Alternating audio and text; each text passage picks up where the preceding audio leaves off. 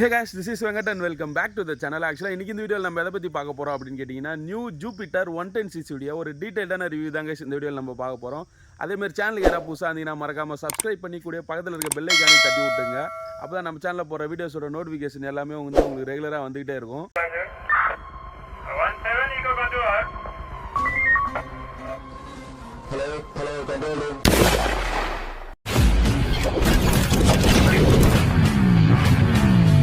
இந்த வீடியோ ஷோரூம்லேருந்து நேராக எடுத்துகிட்டு வந்து அப்படியே எடுக்கிற வீடியோ கிடையாது. இந்த வண்டியை பார்த்தீங்கன்னா கிட்டத்தட்ட 1325 கிலோமீட்டர் எடுத்த ஒரு வாரத்தில் நம்ம கம்ப்ளீட் பண்ணியிருக்கோம்.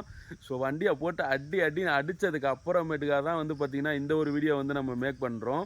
ஹைவேஸில் ரைட் பண்ணி பார்த்தாச்சு, ஆஃப் ரோடில் சிட்டிக்குள்ளன்ட்டு எல்லாமே இந்த வண்டியில் நம்ம ட்ரை பண்ணிட்டோம். ஸோ இது எல்லாத்தையும் முடிச்சதுக்கு அப்புறமா தான் இந்த வீடியோ நான் மேக் பண்ணுறேன். டிவிஎஸ் ஜூபிட்டரை பொறுத்த வரைக்கும் பார்த்தீங்கன்னா 2 வேரியண்ட்டில் லான்ச் பண்ணியிருக்காங்க. ஒன்று ஸ்மார்ட் கனெக்ஷனோட இருக்க வேரியண்ட்டு, இன்னொன்று பேசிக் வேரியண்ட்டு. நம்ம கிட்ட இருக்கிறது பார்த்தீங்கன்னா ஸ்மார்ட் கனெக்ஷனோட இருக்கிறதுலே ட்ரம் வேரியண்ட் தான் பார்த்தீங்கன்னா இப்போ நம்ம கிட்ட இருக்குது.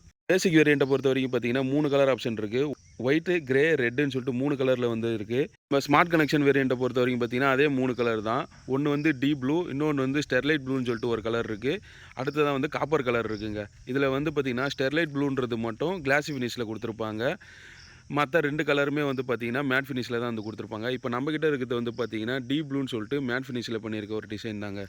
ஸோ அடுத்ததாக இந்த வண்டியோடைய டிசைனை பற்றி பார்த்துருவோம். டிசைனை பொறுத்த வரைக்கும் எந்த குறையுமே சொல்ல முடியாது. ஏற்கனவே இருந்த டிவிஎஸ் ஜூபிட்டர் 125 இருக்கட்டும், 110 இருக்கட்டும், அதுக்கு அப்படியே ஆப்போசிட்டில் வேறு மாதிரி டிசைன் பண்ணியிருக்காங்க. அது பாடிலாம் கொஞ்சம் நல்லா பெருசாக இருக்க மாதிரிலாம் இருக்கும், நல்லா காம்பேக்டாகவும் இருக்குது. ஸோ ஃபேமிலி யூஸுக்கும் பக்காவான ஒரு டிசைனாக தாங்க இருக்குது. ஃப்ரண்ட் சைடும் சரி, பேக் சைடும் சரி, அந்த டிசைனில் எந்த ஒரு குறையுமே சொல்லவே முடியாது. அதுலேயும் அந்த பின்னாடி கொடுத்துருக்க அந்த டிஆர்எல் லைட்லாம் அந்த வண்டிக்கு பயங்கரமான ஒரு ஹைப்பு கொடுத்துருக்கு.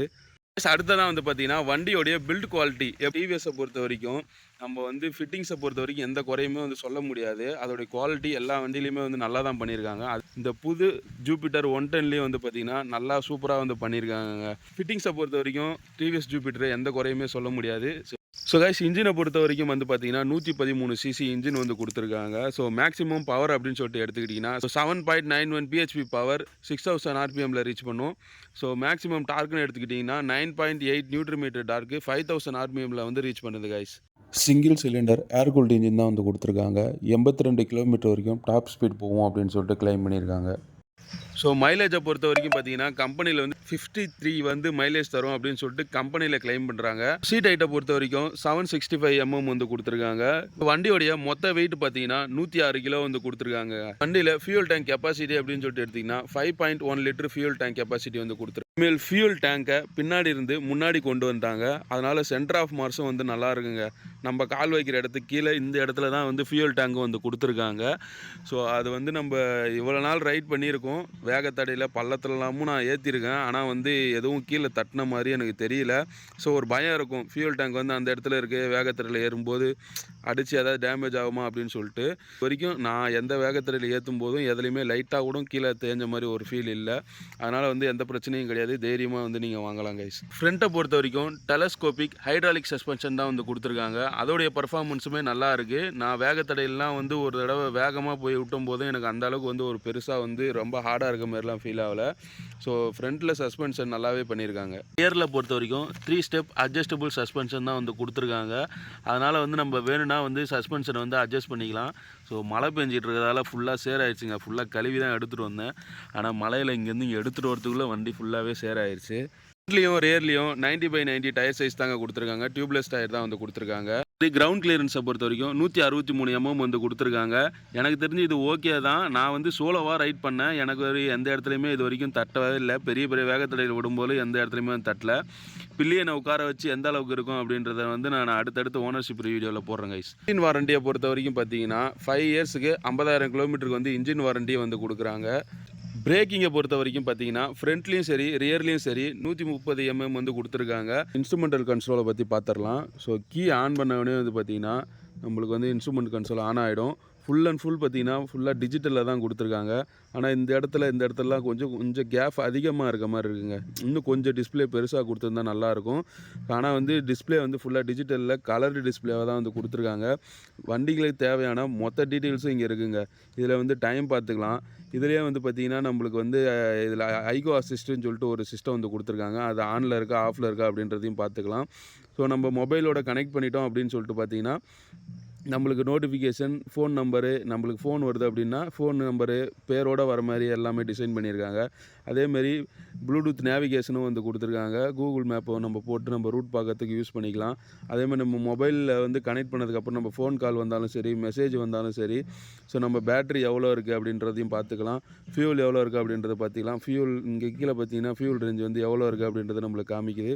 இப்போ பார்த்தீங்கன்னா இருக்கிற பெட்ரோலுக்கு 156 கிலோமீட்டர் வந்து வண்டி போகுன்ற ஃபியூல் ரேஞ்சும் காட்டுது. ஓடோமீட்ரு, ட்ரிப் 1 ட்ரிப் 2 இருக்குது. அதுமாதிரி சைட் ஸ்டாண்ட் இண்டிகேஷன் இருக்குது. நம்ம ஈகோ மூடில் போதா இல்லை பவர் மூடில் போதா அப்படின்றதையும் பார்த்துக்கலாம். ஸோ வண்டிக்கு தேவையான மொத்த டீட்டெயிலையும் வந்து இந்த ஒரு சின்ன டிஸ்பிளேல வந்து கொடுத்துருக்காங்க.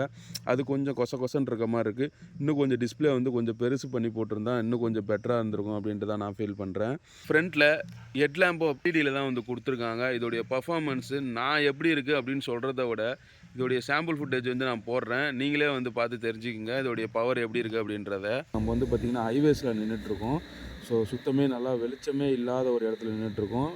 இப்போ நம்ம லைட்டு போட்டு எப்படி இருக்குது இதோடைய பவர் அப்படின்னு சொல்லிட்டு பார்த்துடலாம். ஸோ வண்டி கீ ஆன் பண்ணிட்டேன். கீ ஆன் பண்ணே வந்து பார்த்திங்கன்னா ஒரு நார்மலாக வந்து எல்இடி லைட் வந்து எரிய ஆரம்பிச்சிடும். இப்போ வண்டி ஸ்டார்ட் பண்ணே பார்த்திங்கன்னா கொஞ்சம் நார்மலாகிடும். ஸோ இதுதான் வந்து பார்த்திங்கன்னா நார்மலாக இதோடைய பவரு. இப்போ ஹை பீமில் வச்சு பார்க்கலாம்.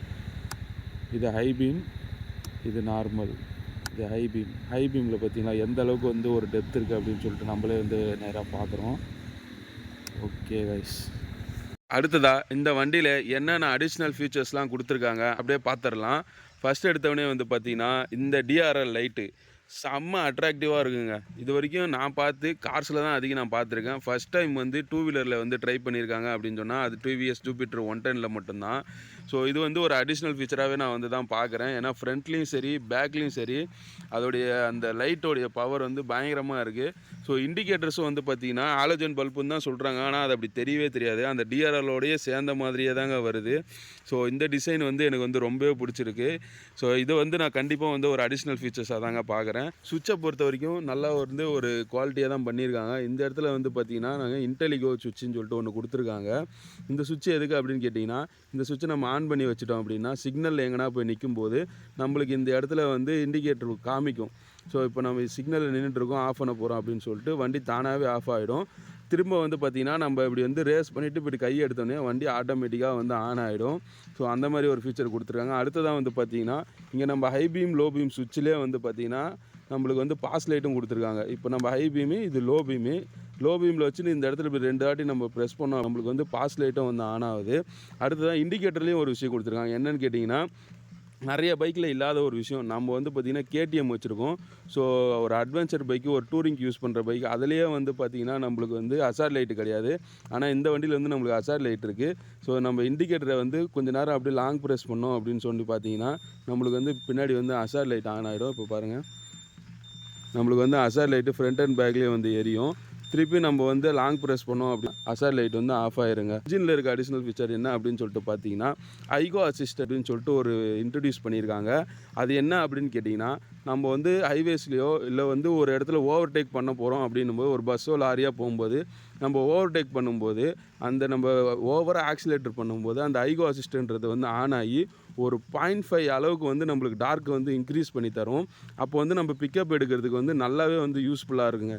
இது வந்து எல்லாராலையும் ஃபீல் பண்ண முடியாது. பைக்கை பற்றி தெரிஞ்சவங்க அந்த இடத்துல வந்து பிக்கப் எப்படி இன்க்ரீஸ் ஆகுதுன்றதை நம்ம உன்னிப்பாக கவனிக்கும் போது அந்த 0.5 டார்க்குன்றது வந்து நம்மளுக்கு நல்லாவே வந்து ஒரு ஃபீலிங் தருது. இந்த சிஸ்டத்தால் 5% வரைக்கும் நம்மளுக்கு ஃபியூல் சேவ் ஆகும் அப்படின்னு சொல்கிறாங்க. இதுதான் வந்து பார்த்தீங்கன்னா இந்த இடத்துல நம்மளுக்கு யூஎஸ்பி சார்ஜர் வந்து கொடுத்துருக்காங்க. ஸோ நம்மளுக்கு இப்போ வீடியோ எடுத்துகிட்டு இருக்கோம். சப்போஸ் சார்ஜ் இல்லைனா டக்குன்னு நான் வண்டியை ஆன் பண்ணி நான் வந்து சார்ஜ் போட்டு அப்படியே வீடியோஸ் வந்து கண்டினியூ பண்ணிக்கலாம். இது எல்லாமே வந்து கண்டிப்பாக வந்து இந்த வண்டிக்கு ஒரு அடிஷ்னல் ஃபீச்சராக தாங்க சொல்லணும்.